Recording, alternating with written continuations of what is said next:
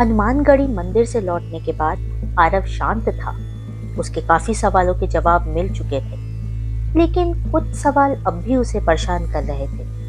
वह जब भी ध्यान मग्न होता, उसके सामने कभी असुरों की छाया उभर जाती, तो कभी किसी ऋषि की दिव्य आकृति। रात को ध्यान करते हुए वह ओम की ध्वनि सुनता और अचानक उसके सामने तेजस्वी साधु खड़े हो जाते। उसका मन बार बार सवाल करता, मैं इन्हें क्यों देख पा रहा हूँ? मुझे अमृत ज्ञान तो मिल चुका है, पर मैं हूँ कौन? मेरा उद्देश्य क्या है? एक रात जब वह अकेला बैठा था, अचानक उसके कमरे में गहरी गंध भर गई। धूप, चंदन और राख की मिली जुली गंध। और उसके सामने एक वृद्ध ऋषि प्रकट हुए। ये वही ऋषि थे जो उसे पहले दिन मिले थे।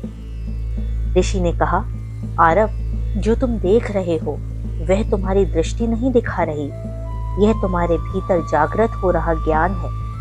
सामान्य लोग असुर या देवताओं को नहीं देख सकते, क्योंकि उनकी आंखें केवल बाहरी जगत को पहचानती हैं। तुम्हें यह इसलिए दिखाई देता है क्योंकि तुम्हें यह संदेश पहुंचाना है कि यह सब केवल बाहर नहीं, बल्कि मनुष्य के भीतर भी घट रहा है। आरव कांप उठा। उसने धीमी आवाज में पूछा, पर मैं ही क्यों?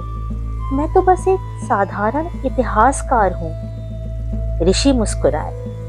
इसलिए क्योंकि अगर कोई साधारण इंसान इन सत्यों को देख सके, तो वही उन्हें दुनिया को समझा सकता है। देवताओं की बातें लोग कथा समझते हैं, पर जब एक इंसान कहेगा कि यह सब भीतर है, तब लोग सुनेंगे। आरव की आंखों में आंसू थे। तो मैं कोई अवतार नहीं? ऋषि ने गंभीर स्वर में उत्तर दिया, नहीं, तुम केवल इंसान हो। लेकिन जब लोग ईश्वर को भूल जाएंगे, तब तुम उनमें से एक होगे, उन अमर मनुष्य में जो हमेशा ईश्वर का नाम याद दिलाए। तुम संदेश वाहक हो आरव। कल की तब आएंगे जब समय होगा, पर तब तक तुम्हें लोगों को उनकी आत्मा का मार्ग दिखाना है। ऋषि धीरे धीरे विलीन होने लगे। आरव ने कहा, ठहरिए, आप हैं कौन? उन्होंने मुस्कुराते हुए कहा, मैं भी एक चिरंजीवी हूँ। वह चिरंजीवी जिसने महाभारत देखा और लिखा। ऋषि अब पूरी तरह विलीन हो गए थे। आरव की आंखों में आंसुओं की धारा बहने लगी। उसी रात आरव ने पूरी इच्छा शक्ति से ध्यान लगाया। उसकी कुंडलिनी जागृत हो गई और उसकी आत्मा शून्य में चली गई। वहां उसने ओम का कंपन सुना और उसके सामने कई दृश्य उभरे। भविष्य का समय जब लोग ईश्वर का नाम तक लेना छोड़ देंगे, जब लोभ, शक्ति और तकनीक के पीछे इंसान अपनी आत्मा खो देगा, जब केवल कुछ ही लोग बचेंगे जो सत्य को याद करेंगे। और उनमें एक छवि बार बार उभर रही थी, आरव की खुद की। वह बूढ़ा हो चुका था, परंतु उसके होठों पर हमेशा भगवान का नाम था।